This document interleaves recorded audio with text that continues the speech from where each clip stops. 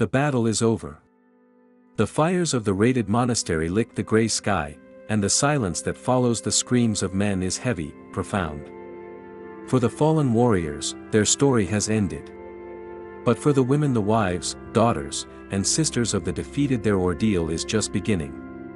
We often picture the Viking Age as a time of glorious battles and heroic deaths, a world where an honorable end in combat was a ticket to Valhalla. But what about those left behind in the ruins? What fate awaited the women who were claimed as the spoils of war? The truth is a complex and chilling saga, a fate that many would argue was far, far worse than a swift death on the battlefield. This wasn't just about survival, it was about the systematic destruction of a person's entire world, their identity, and their soul. Forget the romanticized Hollywood tales. Today, we uncover the brutal, documented reality of what Vikings truly did to the wives of the men they conquered. When a Viking longship returned home, it was laden with treasure. But this treasure wasn't just silver, gold, or precious artifacts. One of the most valuable assets they brought back was human, the captives. In the Norse world, wealth was measured not only in portable riches but also in land and the people who worked it.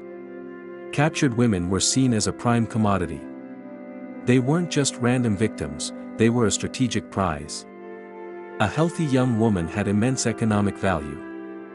She could perform domestic labor, weave cloth, a highly valuable trade good, and, most importantly, bear children. In the sagas, when chieftains boast of their wealth, they often list their thralls alongside their arm rings and swords.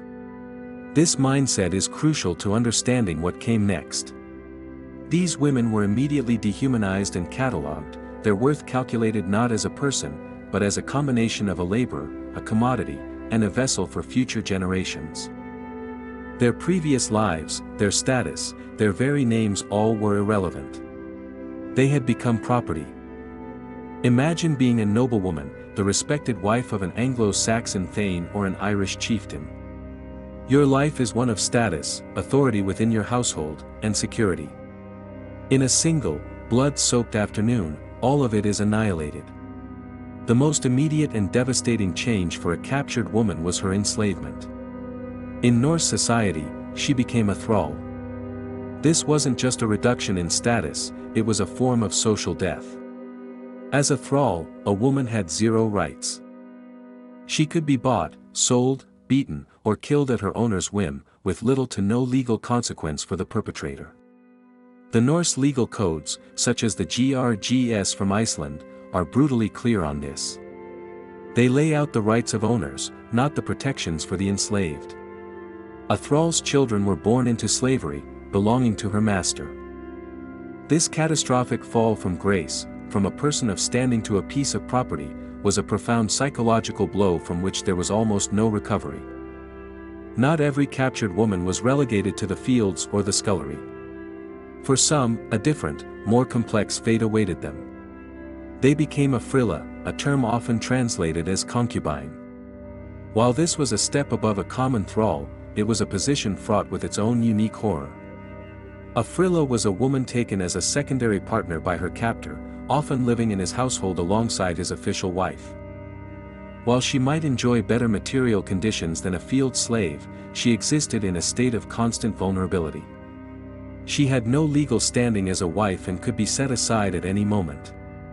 Her primary role was to provide sexual gratification and, crucially, children for the man who had likely killed her husband and destroyed her home. This forced intimacy with the enemy, the obligation to share a bed with the author of her misery, is a dimension of suffering that is difficult to comprehend. It was a daily reminder of her powerlessness and her complete subjugation to her conqueror's will. The Vikings were obsessed with lineage and legacy. A chieftain's power was intrinsically linked to his family and the number of sons he had to carry on his name. Captured women were a direct means to this end. By forcing them to bear their children, Viking warriors weren't just sating their lust, they were engaging in a strategic act of cultural and genetic dominance. The children born of these unions belonged entirely to the father's clan. The mother's heritage, her language, her religion, her people, all of it was meant to be erased. This was the ultimate violation, being forced to create a new family for your enemy, to nurture and raise children who would grow up as Vikings, perpetuating the very culture that had shattered your own. This biological absorption was a powerful tool of conquest, ensuring that even if a people were defeated on the battlefield, their bloodline would be co-opted and assimilated into the victors. For the woman, it meant watching her own legacy die as she was forced to give life to her conquerors. Not all captives remained in Scandinavia. The Vikings were not just raiders, they were the master merchants of a vast and brutal slave trade network. Major Viking cities like Dublin in Ireland, Hedeby in Denmark, and Birka in Sweden were massive hubs for the trafficking of human beings. A woman captured in a raid on the English coast could find herself shackled and sold in a market hundreds, or even thousands, of miles from her home. She could be sold to another Norseman, or she could be sold to Arab merchants who traveled the Volga trade route, ending up in the sprawling markets of Baghdad or Constantinople.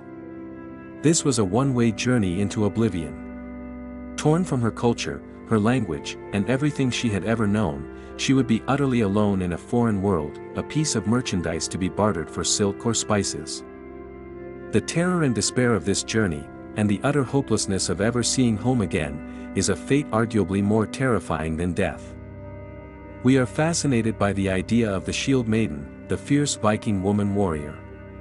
While scholars debate their historical prevalence, the reality for a captured woman who tried to resist was grim. The sagas, written centuries after the events they describe, are heroic literature. They are not a reliable guide to the day-to-day experience of a thrall.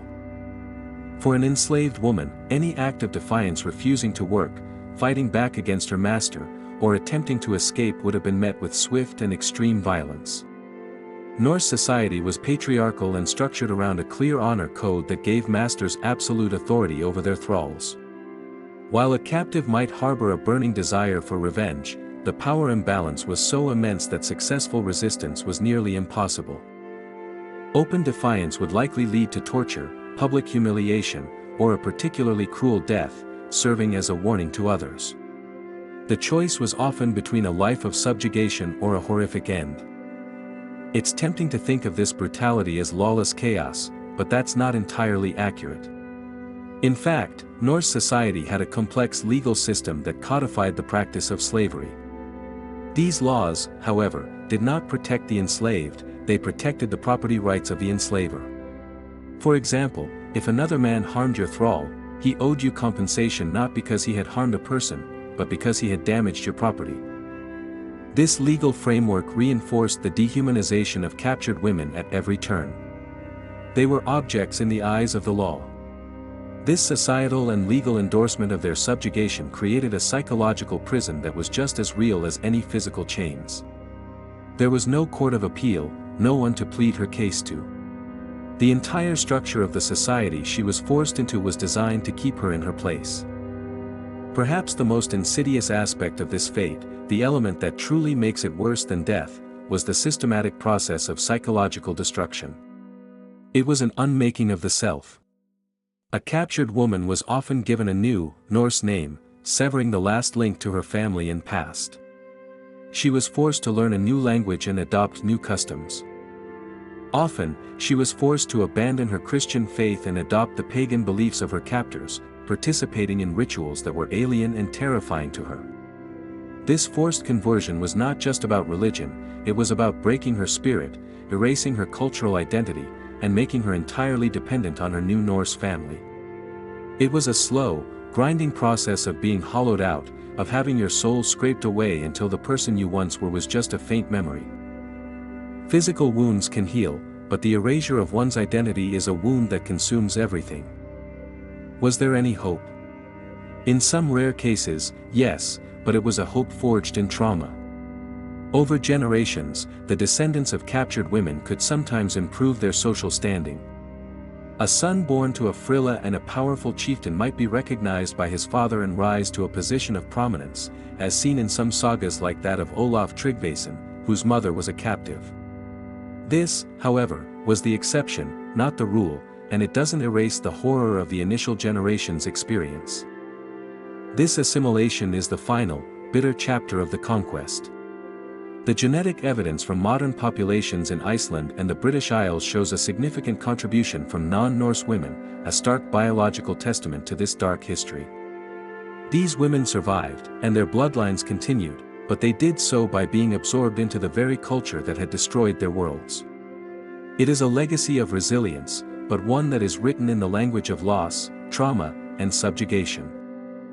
The story of the Viking Age is incomplete without understanding the silent suffering of these women. Their fate wasn't a glorious death in battle but a long, drawn-out ordeal of social, psychological, and cultural annihilation. To be captured was to have your past erased, your present defined by servitude, and your future dedicated to the legacy of your conquerors. It was a living death, a testament to the fact that the deepest scars of war are not always left on the battlefield, but on the souls of those who are forced to survive in the aftermath. What part of this dark history do you find the most shocking? Was it the economic reality of the slave trade or the psychological horror of forced assimilation? Let us know your thoughts in the comments below. If this journey into the shadows of the past has captured your attention, please give this video a like and subscribe to our channel for more historical deep dives. Don't forget to hit that notification bell so you never miss a new investigation. Thank you for watching.